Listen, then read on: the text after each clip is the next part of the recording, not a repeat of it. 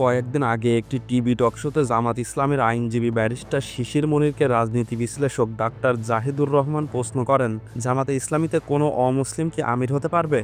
এ প্রশ্নের জবাবে পিনাকি ভট্টাচার্য তার একটি ফেসবুক স্ট্যাটাসে ডাক্তার জাহিদের উদ্দেশ্যে কিছু পাল্টা প্রশ্ন করেন।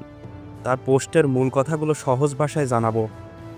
পিনাকি ভট্টাচার্যের পোস্টের মূল কথা হলো, জামাতে ইসলামীর সাথে বিএনপি বা সিপিবির নেতৃত্বের তুলনা করাটা একটি ভুল তুলনা। কারণ জামাত একটি নির্দিষ্ট ইসলামী আদর্শের উপর ভিত্তি করে তৈরি দল, তাই তাদের গঠনতন্ত্র অনুযায়ী দলের প্রধান একজন মুসলমান হবেন, এটাই স্বাভাবিক ও যৌক্তিক। একজন হিন্দু এই দলের আমির হতে বলাটা দলের মূল আদর্শের বিরোধী। অন্যদিকে বিএনপি বা সিপিবি এর মতো দলগুলো ধর্মনিরপেক্ষ বা বামপন্থী দল, নীতিগতভাবে তাদের নেতৃত্বে যে কোনো ধর্মের বা যোগ্য ব্যক্তির আসার সুযোগ থাকা উচিত। কিন্তু বাস্তবে দেখা যায় বিএনপিতে জিয়া পরিবারের বাইরে থেকে কারো চেয়ারপারসন হওয়া প্রায় অসম্ভব।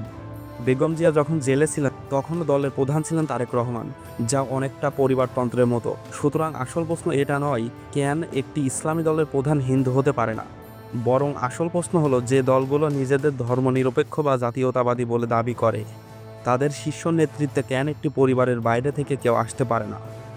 একটি ইসলামিক দলের প্রধান মুসলিম হওয়াটা তাদের আদর্শের সাথে যায়, কিন্তু নিজেদের ধর্মনিরপেক্ষ দাবি করা একটি দলে পরিবারতন্ত্র থাকাটাই মূল আলোচনার বিষয় হওয়া উচিত।